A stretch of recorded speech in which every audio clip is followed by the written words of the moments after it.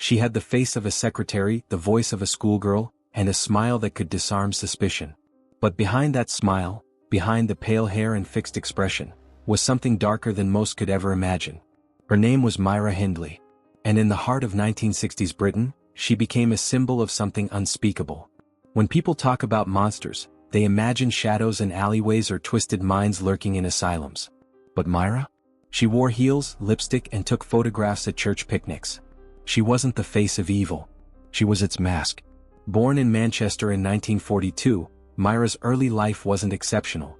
A troubled home, yes, violence, control, instability, but nothing the world hadn't seen before. Yet trauma doesn't always explode. Sometimes it curdles. And in Myra's case, it became something far more terrifying: obedience to evil.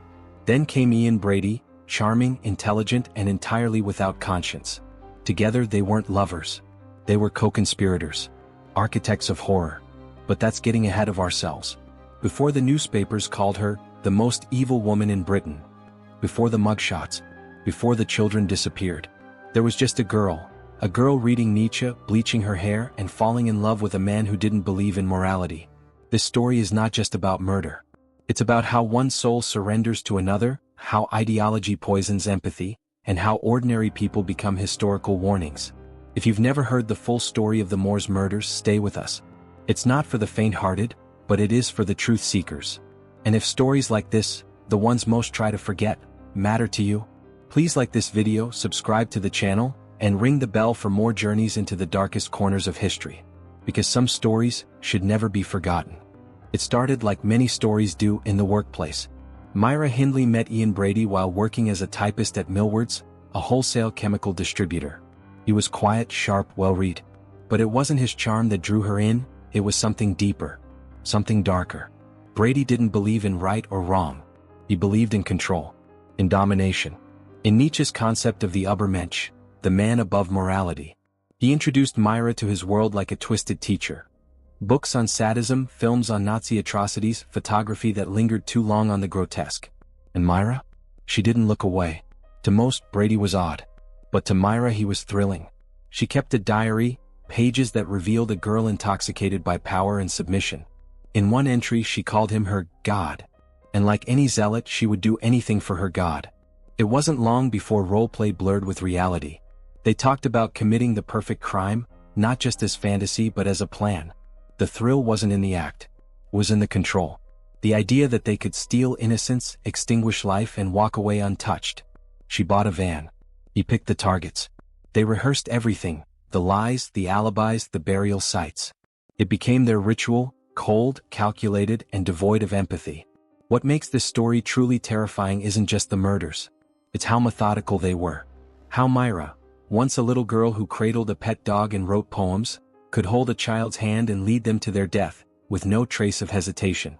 Together they became a closed circuit of horror. Brady called the shots, but Hindley was no puppet. She wasn't brainwashed. She was transformed, willingly. She knew what she was doing. She just didn't care. Their love was a pact, not of hearts but of blood. A relationship not based on tenderness but on shared cruelty. They weren't lovers.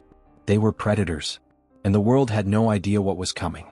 The hills of Saddleworth Moor are quiet, windswept, vast, and hauntingly still. But under that soil slept unspeakable secrets. Between 1963 and 1965, 5 children vanished. Not in a war zone. Not in some distant tragedy. But right in the heart of England. The kind of children who rode bikes, helped their mums with groceries, waved goodbye to friends after school. Their names were Pauline Reed, John Kilbride, Keith Bennett, Leslie and Downey, and Edward Evans. 5 lives. 5 stories never finished. Myra was the bait. Ian was the executioner. But both were hunters. They'd lure children into their van with false kindness, offers of help, lifts home, innocent smiles. And then, they vanished.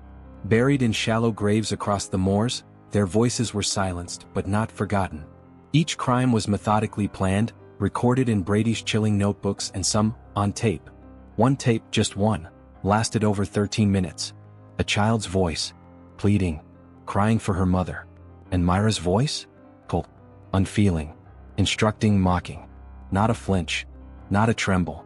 When that tape was played in court, even hardened officers had to leave the room. For over a year, police had no clue. Children were just gone. Families broke. Communities shattered. And yet Myra and Ian went on, photographing each other on the moors where bodies lay beneath their feet, smiling like tourists. They called it a game of control, a test of supremacy over the weak. Keith Bennett's body has never been found. To this day, his mother died not knowing where her son lies. She begged Myra for answers, even wrote her letters in prison. But Hindley stayed silent, because to her this was power. She was not just a murderer, she was the keeper of pain. And while the country carried on, listening to the Beatles, watching England win the World Cup, the earth beneath Saddleworth held the evidence of a truth no one wanted to believe: that evil doesn't always look like a monster. Sometimes it looks like a woman with a camera and a crooked smile. It wasn't a confession. It was a mistake. Their downfall began not with justice, but with arrogance. In October 1965, Ian Brady murdered Edward Evans, a 17-year-old boy, inside his Manchester flat.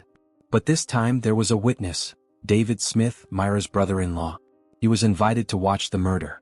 But instead he ran straight to the police. When officers arrived, they found the body, wrapped in plastic, blood still seeping through. Brady tried to bluff. Hindley stayed silent. But the mask had slipped. The search of their home revealed diaries, photographs, maps of Saddleworth Moor. And then, the tape. That tape. The court fell silent as it played. And in that moment, whatever illusion Myra Hindley had built, of being a passive girlfriend, of being manipulated, died. You didn't need to see her face to know who she was. You just had to hear her voice. That coldness. That command. That absence of empathy. The trial began in April 1966. Crowds gathered outside the courtroom, screaming, spitting, holding signs that read, "Death is too kind."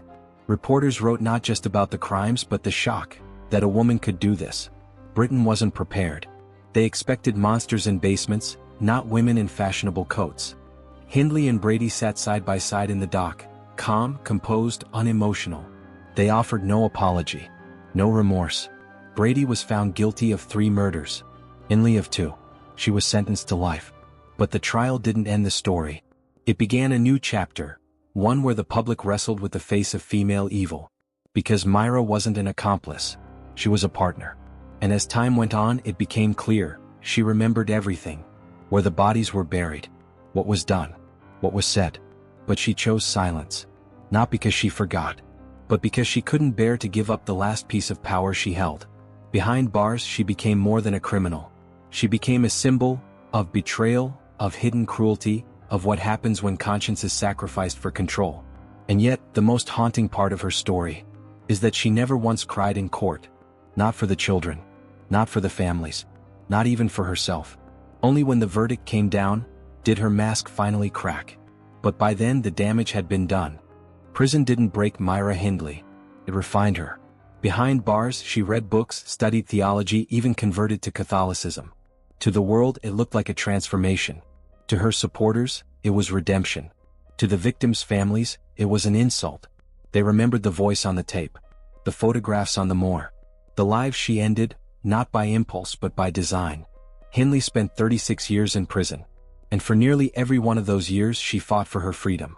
Politicians debated. Papers ignited. Activists protested. But one voice never stopped speaking. Winnie Johnson, the mother of Keith Bennett, the only child whose body was never found. She pleaded with Hindley in public letters. Not for vengeance. Just for truth. "Tell me where he is," she wrote. "Let me bury my son." But Hindley said she didn't remember. Even on her deathbed. She died in 2002 of respiratory failure. No final confession. No peace for the families. No grave for Keith.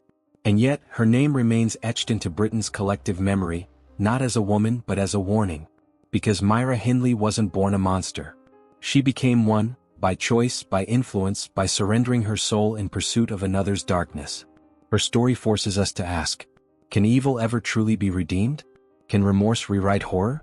Can someone who helped destroy so many lives ever reclaim her own? The public said no. The family said never. And history?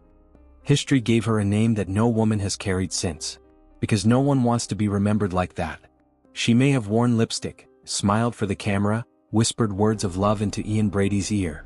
But the soil of the moors remembers something else. And so do we. Because stories like this, they aren't just about murder.